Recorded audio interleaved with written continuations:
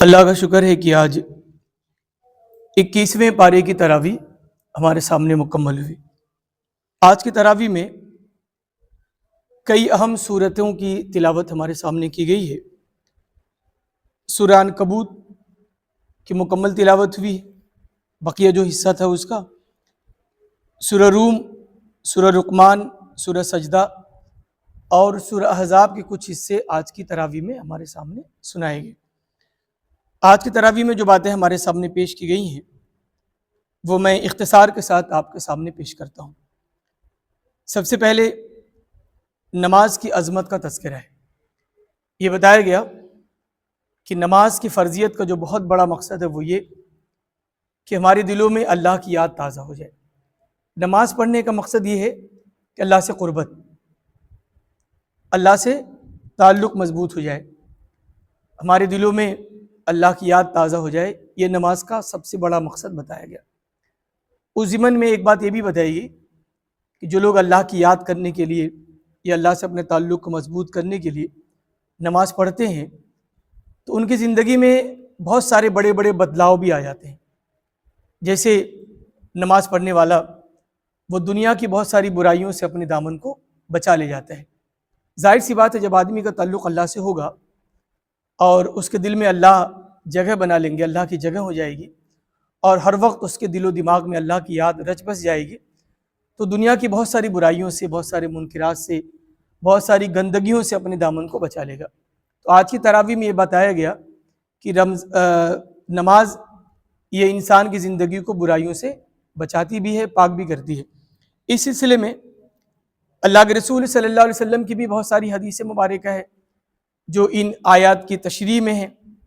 ایک حدیث میں ہے، حضرت ابو ہریرہ رضی اللہ تعالیٰ عنہ فرماتے ہیں کہ اللہ کے رسول صلی اللہ علیہ وسلم نے فرمایا کہ بتاؤ، اگر کسی شخص کے گھر کے پاس نہر ہو اور وہ دن میں 5 بار اس میں نہاتا ہو تو کیا اس کے بدن پر کوئی گندگی باقی رہے گی؟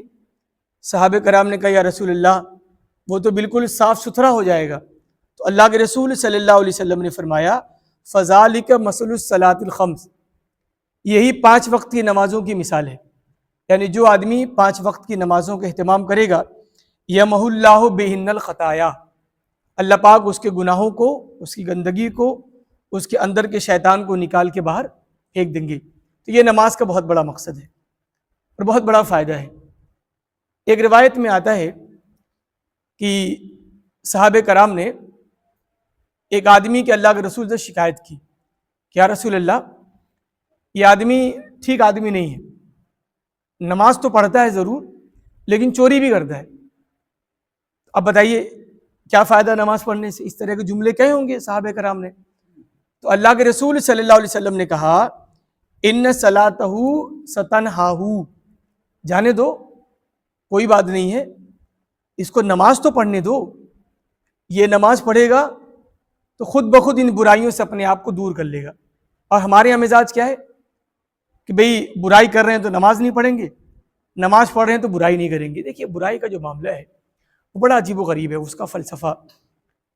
آپ دیکھیے آدم علیہ السلام نے اللہ پاک کو دیکھا تھا، اللہ کی جنت کا مشاہدہ بھی کیا تھا، اللہ کی جہنم سے بھی واقف تھے، ساری چیزیں اپنی آنکھوں سے دیکھی، لیکن اس کے باوجود بھی اللہ کی نافرمانی کر بیٹھے۔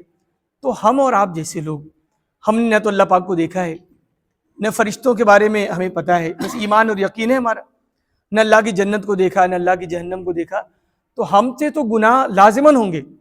ایک حدیث میں اللہ کے رسول صلی اللہ علیہ وسلم نے فرمایا کہ اگر تم لوگ گناہ نہیں کرو گے لذهب اللہ تعالی بکم ولجا بقوم یذنبون، اگر تم گناہ نہیں کرو گے تو اللہ تمہیں اٹھا لے گا، ولجا بقوم یذنبون، اور ایسے لوگوں کو لے کر آئے گا جو گناہ کرنے والے ہوں گے، لیکن ان کی خوبی کیا ہوگی؟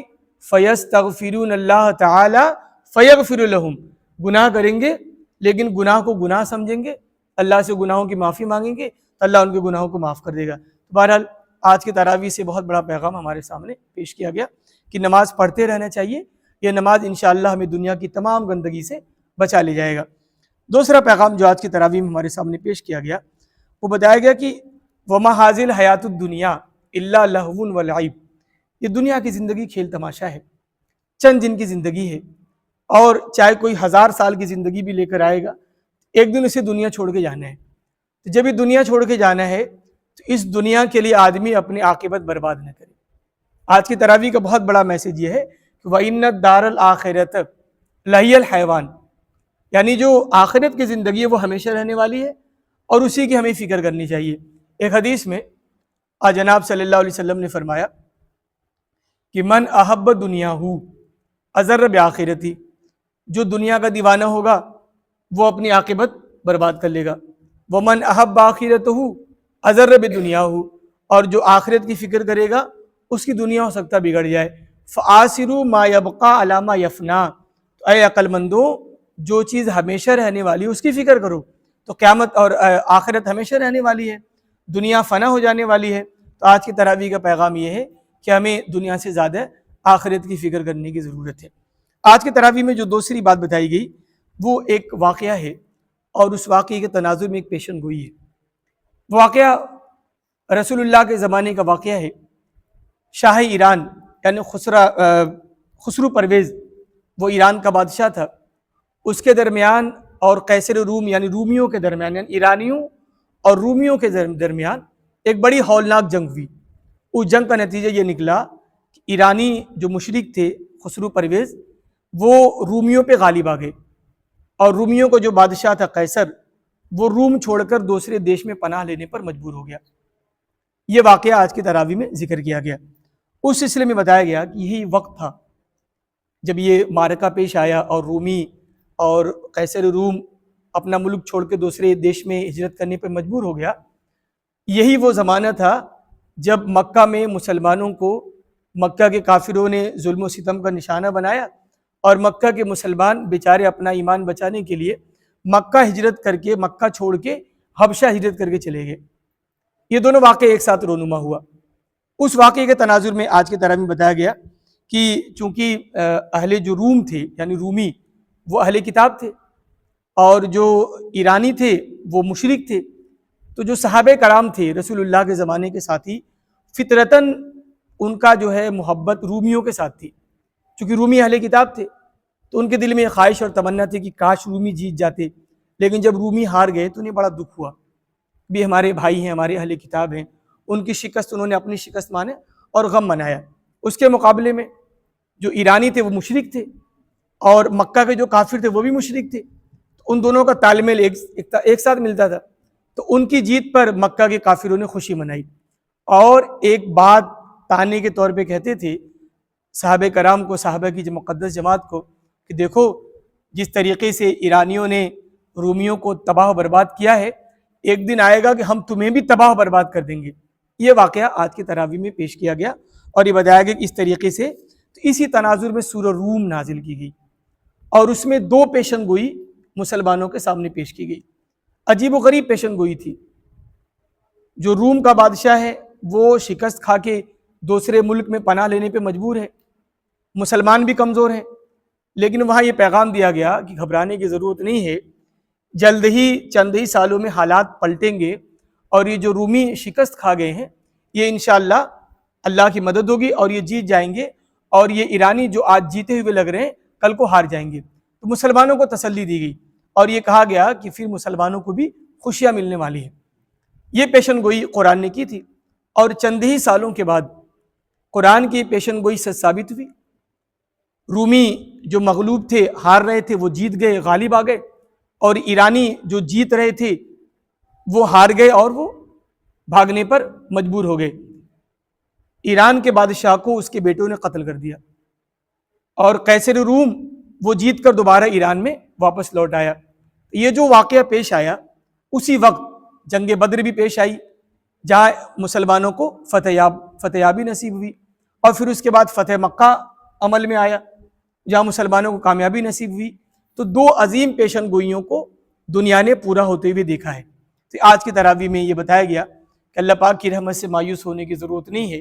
انشاءاللہ حالات ہمیشہ یکساں نہیں رہتے، آج برے حالات ہیں امت مسلمہ کے، کل حالات بدلیں گے۔ اس سلسلے میں اگر ہم آج کی موجودہ دنیا پہ نظر ڈالیں، اس پیشن گوئی کو دیکھیں، قرآن کی اس بشارت کو دیکھیں، تو ہمیں حوصلہ ملتا ہے۔ آج دیکھیے پوری دنیا میں مسلمان پسپا ہیں، لیکن ایک پیغام یہ ملتا ہے کہ چونکہ دیکھیے اہل کتاب، رومی اہل کتاب تھے، مسلمانوں سے ان کی انسیت تھی، تو صحابہ کرام کو ان کے ہارنے پر افسوس ہوا اور ان کی جیت پر ان کو خوشی ہوئی۔ یہی حال آج عالم اسلام کا ہے، غزہ کے مسلمان ہوں، افغانستان کے مسلمان ہوں، شام کے مسلمان ہوں یا ایران کے مسلمان ہوں، اگر وہ ہارتے ہیں یا کفر کے ساتھ ان کی جنگ ہوتی ہے تو ہم ہمیشہ اہل ایمان کے ساتھ ہوں گے، ان کے ساتھ ہوں گے جن کے ساتھ ہمارا قبلے کا تعلق ہے، جن کے ساتھ ہمارا قرآن کا تعلق ہے، جن کے ساتھ ہمارا نبی کا تعلق ہے، اور جن کے ساتھ ہمارے ذبیحے کا تعلق ہے، یعنی جو ذبیحہ جس طریقے سے ہم کھاتے ہیں اسی طریقے سے وہ بھی ہمارے ذبیحہ کھاتے ہیں۔ تو یہ بہت بنیادی پیغام ہے آج کی عالم اسلام کو اور آج کی دنیا کو، خصوصاً ان لوگوں کو جو مسلک کی جگل بندیوں کا شکار ہیں، کہ ہمیں ہمیشہ ان لوگوں کا ساتھ دینا چاہیے جو ہمارے ایمان سے زیادہ قریب ہوں، چاہے وہ شیعہ ہوں، چاہے کسی بھی مسلک کے ماننے والے ہوں۔ یہ بہت بڑا پیغام ہے جو آج کی تراویح میں ہمارے سامنے پیش کیا گیا ہے۔ آخر میں لقمان علیہ السلام کی چند نصیحتیں ہیں جو انہوں نے اپنے بیٹے کو مخاطب کر کے کہی ہیں۔ بہت ساری نصیحتیں ہیں، بس ایک نصیحت ان کی میں بیان کر کے بات ختم کروں گا۔ انہوں نے اپنے بیٹے سے کہا کہ دیکھو اپنے والدین کی نافرمانی نہ کرنا، ماں باپ کی نافرمانی یہ بہت بڑا گناہ ہے۔ ایک حدیث میں آتا ہے، اللہ کے رسول صلی اللہ علیہ وسلم فرماتے ہیں کہ کل الذنوب یؤخر اللہ منہا ما شاء الی یوم القیامہ، کہ ہر گناہ اللہ اس کے عذاب کو قیامت کے دن ٹال دے گا، الا حقوق الوالدین، سوائے والدین کی نافرمانی کی، سوائے والدین کی بغاوت کی۔ اللہ تعالیٰ والدین کے نافرمان کو اسی دنیا میں سزا دے گا۔ یہ بہت بڑا پیغام ہے جو آج کی تراویح میں لقمان علیہ السلام کی زبان سے ہمارے سامنے پیش کیا گیا ہے۔ تو اللہ پاک سے دعا ہے کہ ہمیں مایوسی کے حالات میں امید کی کرن کو تلاش کرنے والا بنا دے، ہمیں قرآن سے مضبوط تعلق رکھنے والا بنا دے۔ آمین یا رب العالمین۔ وآخر دعوانا ان الحمد للہ رب العالمین۔